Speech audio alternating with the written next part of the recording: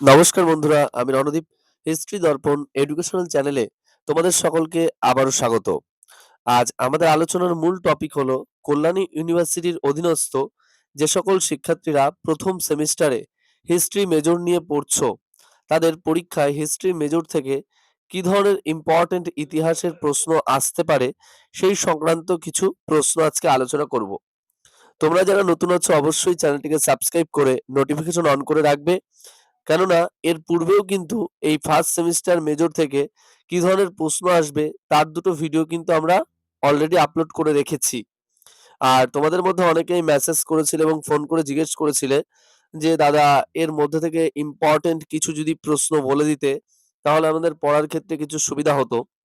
তা তোমাদের জন্য আমি চেষ্টা করেছি, তাই কিছু ইম্পর্টেন্ট প্রশ্ন আজকে বলে দেওয়ার। তবে তার আগে একটা কথা বলি, তোমরা অনেকেই বারবার জিজ্ঞেস করছিলে যে আমরা পিডিএফটা কিভাবে পাবো বা কোথা থেকে পাবো। তোমাদের আবারও বলছি, তোমাদের পিডিএফ এর জন্য কোনো অসুবিধা হবে না। তোমরা এই হিস্ট্রি দর্পণ চ্যানেলের ডেসক্রিপশনে গিয়ে দেখবে, সেখানে ফোন নাম্বার দেওয়া আছে। সেখান থেকে তোমরা হোয়াটসঅ্যাপের মাধ্যমে যোগাযোগ করতে পারো, অথবা এই ভিডিওর সময় দেখবে স্ক্রিনের উপরে নম্বর দেওয়া থাকবে, সেই নম্বর থেকেও তোমরা কিন্তু যোগাযোগ করতে পারো। আর আবার বলে দিচ্ছি, এই পিডিএফ থেকে যে প্রশ্নগুলো তোমরা পড়বে, গিয়ে দেখবে পরীক্ষায় হুবহু প্রশ্ন আছে, এর বাইরে কোনো প্রশ্ন কিন্তু আসবে না।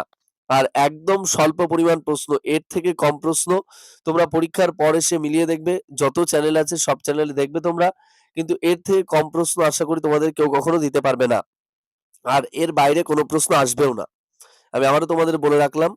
আর তোমরা যারা পিডিএফ সংগ্রহ করতে চাও অবশ্যই তাহলে ডেসক্রিপশনে দেওয়া নম্বরে কিন্তু যোগাযোগ করতে পারো।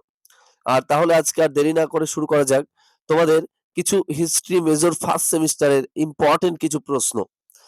আজকে যে প্রশ্নটা আমরা প্রথমেই আলোচনা করব সেটা হলো, প্রাচীন ভারতের ইতিহাসে বৈদেশিক সাহিত্যের গুরুত্ব আলোচনা করো। নেক্সট যে প্রশ্নটা আলোচনা করতেই হয়, মধ্যপ্রস্তর যুগের সংস্কৃতি আলোচনা করো অথবা মেসোলিথিক সংস্কৃতির বিবরণ দাও।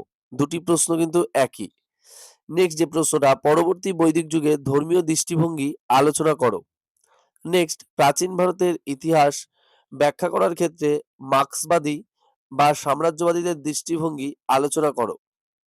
নেক্সট, হরপ্পা সভ্যতার নগর পরিকল্পনা আলোচনা করো।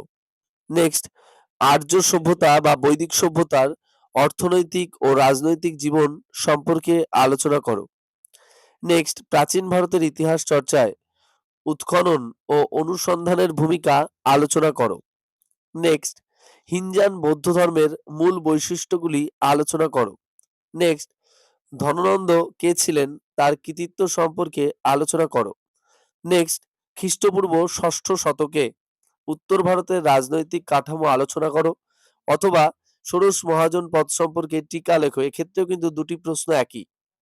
নেক্সট, বৌদ্ধ ধর্ম ও জৈন ধর্মের মধ্যে বৈসাদৃশ্য আলোচনা করো।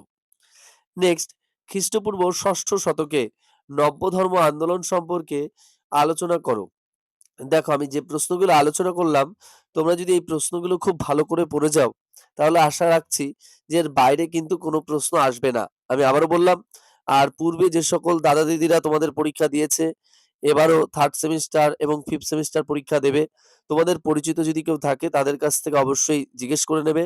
তারা তোমাদের বলে দিতে পারবে যে হিস্ট্রি দর্পণ থেকে কেমন প্রশ্ন কমন আসে, তাই আমার নতুন করে আর বলতে হবে না। আর আবারও বলছি, তোমরা যারা নতুন আছো অবশ্যই চ্যানেলটিকে সাবস্ক্রাইব করে নোটিফিকেশন অন করে রাখবে। আর আরো কি ধরনের ভিডিও দিলে তোমরা আরো বেশি উপকৃত হবে অবশ্যই কিন্তু কমেন্ট বক্সে কমেন্ট করে জানাতে ভুলবে না। আর অবশ্যই বন্ধু বান্ধবদের মাঝেও চ্যানেলটিকে শেয়ার করে দিও। এইভাবেই তোমরা সাপোর্ট করো। আশা রাখছি তাহলে আমি তোমাদের সঠিক তথ্যগুলো দিতে পারবো। আর পরবর্তীতে আমি তোমাদের আরো ভালো ভালো ইম্পর্টেন্ট যে উপকারী ভিডিও সেগুলো নিয়ে আসছি।